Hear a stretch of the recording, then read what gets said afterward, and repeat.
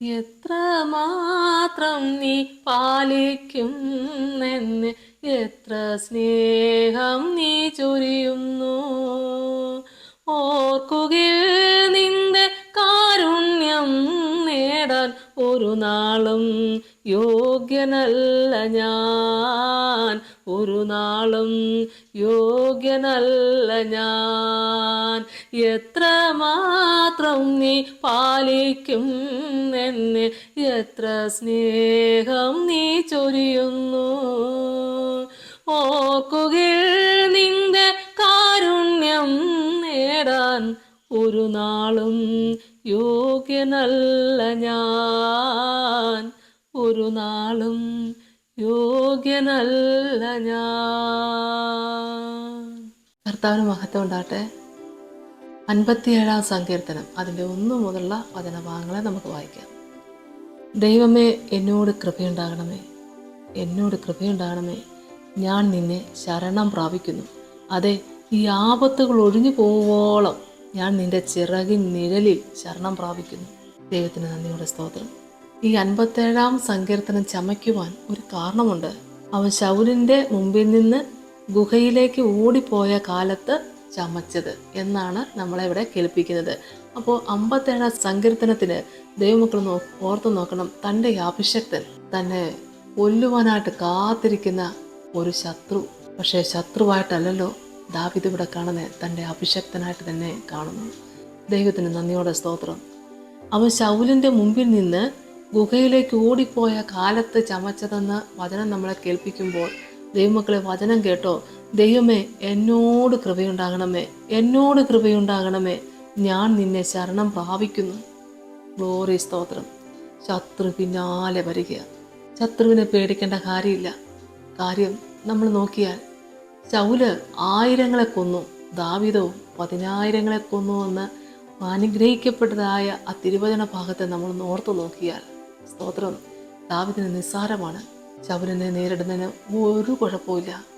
പക്ഷേ ദൈവത്തിൻ്റെ അഭിഷക്തനായിട്ട് കണ്ടുകൊണ്ട് തന്നെ, ദൈവത്തിൻ്റെ അഭിഷക്തനായിട്ട് തന്നെ കണ്ടുകൊണ്ട് അദ്ദേഹത്തെ ഹൃദയം കൊണ്ട് ബഹുമാനിക്കുന്നത് കൊണ്ട് ആ പാപം ചെയ്യാൻ ഇടയാകാതിരിക്കേണ്ടതിനും തമ്മിൽ അങ്ങോട്ടും ഇങ്ങോട്ടൊരു പോരാട്ടം ഉണ്ടാകാതിരിക്കാൻ ഓടി മാറുന്ന ഒരനുഭവം മാത്രം.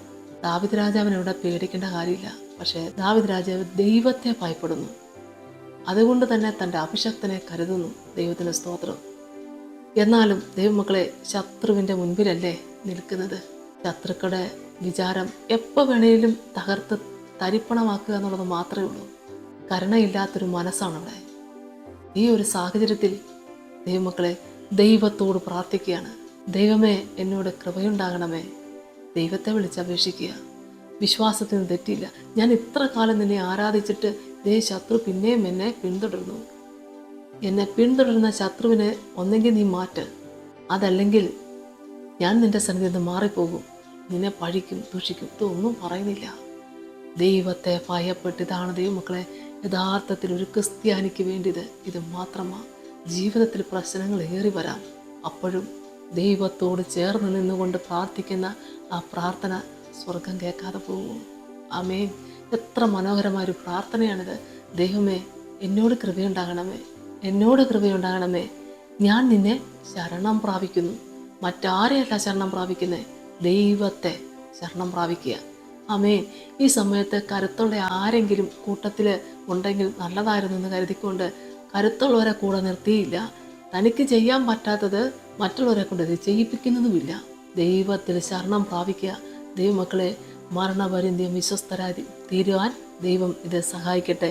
അടുത്ത വചനത്തെ നമ്മളെ കേൾപ്പിക്കുന്നു. അതെ, ഈ ആപത്തുകൾ ഒഴിഞ്ഞു പോകുമ്പോഴോ ഞാൻ നിന്റെ ചിറകിൻ നിഴലിൽ ശരണം പ്രാപിക്കുന്നു.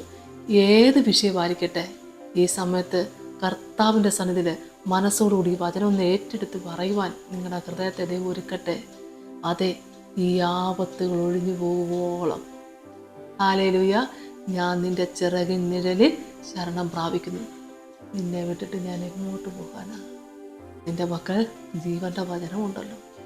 യേശുവേ സ്തോത്രം. ദൈവമക്കളെ, ദൈവത്തെ വിട്ട് നമുക്കൊന്നും ചെയ്യാനില്ല. എന്നെ കൂടാതെ നിങ്ങൾക്കൊന്നും ചെയ്യാനാവില്ലെന്നെൻ്റെ കർത്താവ് പറയുന്നത്. നന്ദിയോടുകൂടി ദൈവവുമായിട്ട് ബന്ധം ചേർന്ന് പോകുന്ന ഒരു ദൈവ പൈതല് ഇടറത്തില്ല ദൈവമക്കളെ, പതറത്തില്ല. കർത്താവിനെ അനുഭവിച്ചറിഞ്ഞ കുഞ്ഞ് കർത്താവിൻ്റെ പാദപീഠത്തിൽ തന്നെ അഭയം പ്രാപിക്കും. ഹല്ലേലൂയ, സ്തോത്രം. എൻ്റെ കർത്താവ് പറഞ്ഞു, എന്നെ മാനിക്കുന്നവനെ ഞാനും മാനിക്കും.